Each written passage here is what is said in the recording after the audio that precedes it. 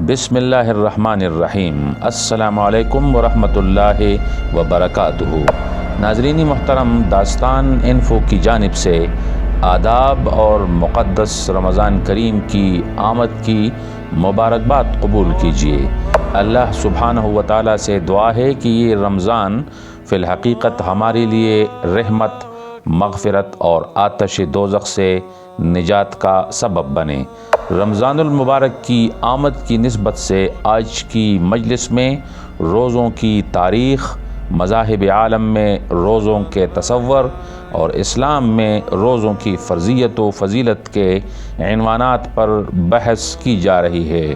مگر آپ سے التماس ہے کہ اگر آپ کو ہماری ویڈیوز اچھے لگتے ہیں تو چینل سبسکرائب کرنے کے ساتھ بیل آئیکن بھی پریس کریں تاکہ اس طرح کی علمی و معلوماتی ویڈیوز سے بروقت باخبر ہو سکیں۔ آپ سب کا بے حد شکریہ۔ عزیزان من، بطور مسلمان ہم جب بھی روزے کا لفظ پڑھتے یا سنتے ہیں تو ذہن میں فوراً ایک مخصوص خیال آ جاتا ہے جو صبح سے لے کر شام تک کی بھوک، پیاس یا کھانا پینا نہ کرنے کی حالت کے تصور پر مبنی ہوتا ہے۔ روزے کے لیے عربی زبان میں لفظ صوم یا صیام استعمال ہوتا ہے۔ اسلام میں روزوں کی مختلف شکلیں موجود ہیں، یعنی فرضی اور نفلی وغیرہ۔ باتفاق روایت سال 2 ہجری بمطابق 624 عیسوی کو رمضان المبارک کے روزوں کی فرضیت کی آیات نازل ہوئیں، جس کا ذکر قرآن کریم کے کئی سورتوں میں موجود ہے۔ اسلام میں روزوں کی فرضیت کوئی نئی یا انوکھی بات نہیں تھی، بلکہ کسی نہ کسی حد تک روزوں کا تصور عیسوی، موسوی اور دوسرے مذاہب عالم میں موجود تھا۔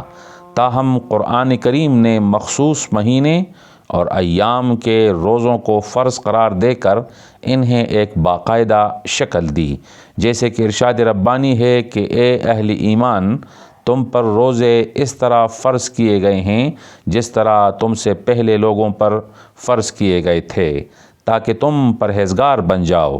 یہاں واضح طور پر سابقہ امتوں پر روزوں کی فرضیت کا ذکر موجود ہے۔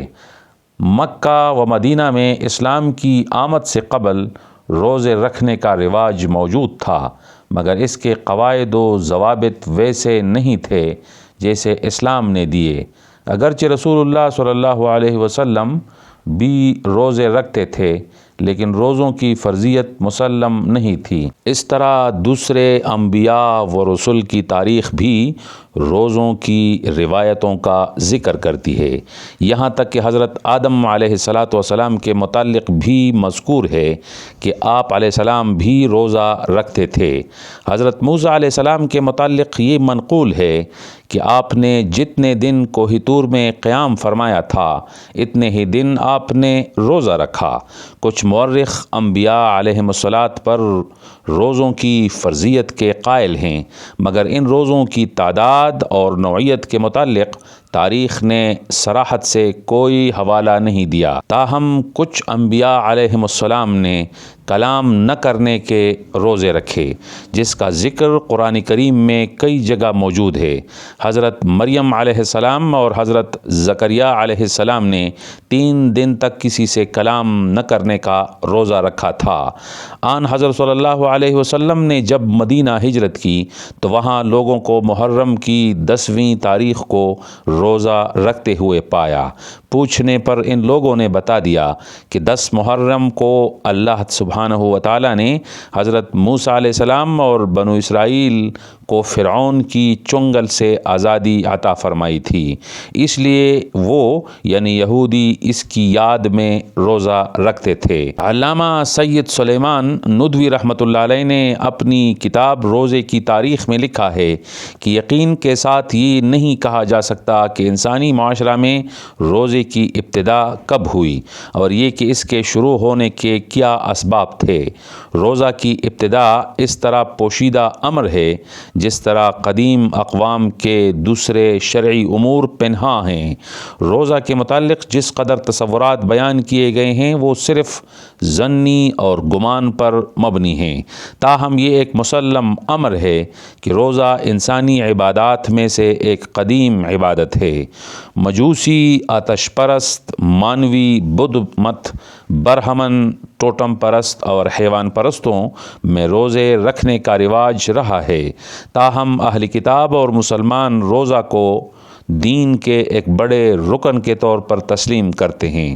روزوں کی نوعیت اور طریقوں کے متعلق بھی تمام تہذیبوں اور مذاہب کا طرز عمل مختلف رہا ہے۔ اسپینسر اور جیلن نے وسطی آسٹریلیا کے باشندوں کے متعلق اپنی کتاب میں لکھا ہے کہ جب کسی عورت کا شوہر مر جاتا تو اس کی بیوہ سال بھر کلام نہ کرنے کا روزہ رکھتی تھی۔ نصارہ میں روزہ کا تصور محدود و متعین چیزوں سے نفس روکنے تک محدود رہا۔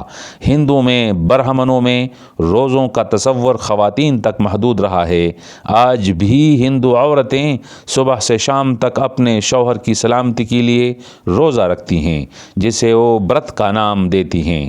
مختلف مذاہب عالم میں روزہ کے اغراض و مقاصد بھی مختلف ہوتے ہیں۔ مثلا کچھ مذاہب و اقوام میں موسمی حالات بدلنے، کسی خاص ستارے کے منزل پر پہنچ جانے یا کسی تاریخی واقعے کی یاد کے موقع پر روزہ رکھا جاتا ہے۔ یہودیوں کے ہاں ہر عیسوی ماہ کا 17واں دن مقدس تصور کیا جاتا ہے، اسی دن وہ روزہ رکھتے ہیں۔ کچھ لوگ آسمانی یا مادی تغیرات جیسے سورج گرہن یا چاند گرہن کے موقع پر روزہ رکھتے ہیں۔ کچھ لوگ ایسے بھی ہیں کہ کسی کی وفات کے موقع پر یا عمر کے کسی حصے تک پہنچ جانے یا گناہوں کے کفارے کے طور پر بھی روزے رکھتے ہیں۔ ایسے روزے مسلمانوں میں بھی رائج ہیں۔ تزکیے نفس کے حصول یا تسخیر خلائق وغیرہ کے لیے بھی روزہ رکھنے کا تصور موجود ہے۔ ابن ندیم نے مانوی مذہب کے متعلق لکھا ہے کہ یہ لوگ سورج کے قوس کو اترنے اور چاند پورے روشن ہو جانے کے موقع پر 2 دن روزے رکھتے ہیں۔ نیز یہ لوگ عام طور پر اتوار کو روزہ رکھتے ہیں کیونکہ وہ قیامت کے وقوع کا دن اتوار ہی سمجھتے ہیں۔ اسی طرح سابی، ہندو اور بدھ مذاہب کے لوگوں میں روزوں کا اپنا اپنا مخصوص تصور و طریق موجود ہے۔ دین اسلام نے لوٹ کر آنے والے روزوں کی کئی قسمیں متعین کی ہیں، جس میں سالانہ روزے رمضان میں رکھے جاتے ہیں جو فرض ہیں۔ ہفتہ وار روزے مستحب ہوتے ہیں، اس طرح ماہ رجب و شعبان کے روزے بھی مستحب ہیں۔ اس طرح ماہ شوال کی دوسری تاریخ سے شروع ہونے والے روزے بھی مستحب یا مسنون ہیں۔ ذی الحجہ کے روزے بھی مستحب یا مسنون ہیں جن کی احادیث میں بے پناہ فضائل بیان ہوئے ہیں۔ اس طرح ایام بیض یعنی 13، 14 اور 15 تاریخ کے روزے بھی مستحب اور فضیلت سے بھرپور ہیں۔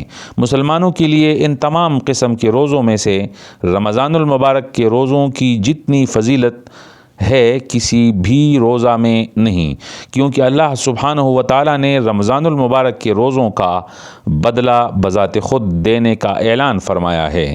الصوم لی و انا اجزی بہ، یعنی روزہ میرے لیے ہے اور میں خود اس کی جزا دوں گا۔ رسول اقدس صلی اللہ علیہ وسلم کی ایک حدیث مبارکہ اس کی فضیلت ثابت کرنے کے لیے کافی ہوگی۔ آن حضرت صلی اللہ علیہ وسلم نے فرمایا کہ جس نے ماہ رمضان کے روزے ایمان و احتساب کے تقاضوں کے ساتھ رکھ لیے تو اس کے پچھلے تمام گناہ بخشے گئے۔ آپ علیہ السلام نے اس شخص کی ہلاکت پر آمین کہا ہے جو رمضان الکریم کو پائے اور اپنی مغفرت نہ کروا سکے۔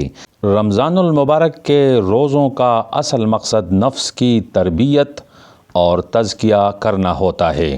صرف کھانے پینے سے اجتناب سے روزے کا مقصد حاصل نہیں کیا جا سکتا۔ کتب حدیث میں رسول اللہ صلی اللہ علیہ وسلم کی ایک حدیث روایت کی گئی ہے جس سے روزے کے مقصد کا تعین ہوتا ہے۔ آپ صلی اللہ علیہ وسلم نے فرمایا کہ روزہ کھانے پینے سے رکنے کا نام نہیں، بلکہ روزہ تو لغو بات اور فحش گفتگو سے حقیقت میں رکنا ہے۔ پھر اگر کوئی تمہیں گالی دے یا جاہلانہ برتاؤ کرے تو کہہ دے کہ میں روزے سے ہوں۔ اسی طرح آپ علیہ الصلاۃ والسلام نے فرمایا کہ رمضان کا پہلا عشرہ رحمت، دوسرا عشرہ مغفرت اور آخری عشرہ جہنم کی آگ سے نجات کا باعث بنتا ہے۔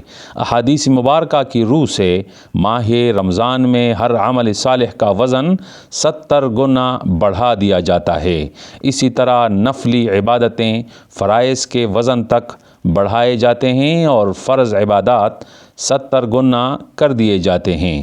جس طرح رمضان المبارک کے روزوں کے بے تحاشا فضائل ہیں، اسی طرح اس میں معصیت و گناہ کرنے یا روزے نہ رکھنے کے بارے میں وعیدیں بھی آئی ہیں۔ حضرت ابو ہریرہ رضی اللہ عنہ سے روایت ہے کہ آن حضرت صلی اللہ علیہ وسلم نے فرمایا کہ جو شخص رمضان کا ایک روزہ بھی بلا عذر شرعی چھوڑ دے، پھر مدت العمر یعنی ہمیشہ اس کی تلافی کے لیے روزے رکھے، تب بھی اسی ایک روزے کی کمی پوری نہیں ہوگی۔ اللہ سبحانہ و تعالیٰ سے دعا ہے کہ ہمیں ماہ صیام اور اس کے روزوں کے تقاضوں کو سمجھنے اور اسی دوران اللہ سبحانہ و تعالیٰ سے اپنی بخشش کروانے کی توفیق عطا فرمائے، آمین یا رب العالمین۔ ناظرین کرام، آج کی مجلس یہاں تک۔ اپنی آراء کا اظہار ضرور فرمائیں اور اگر ویڈیو پسند آئے تو لائک بھی کریں۔ اگلی ویڈیو تک کے لیے اجازت دیجیے۔ اللہ نگہبان۔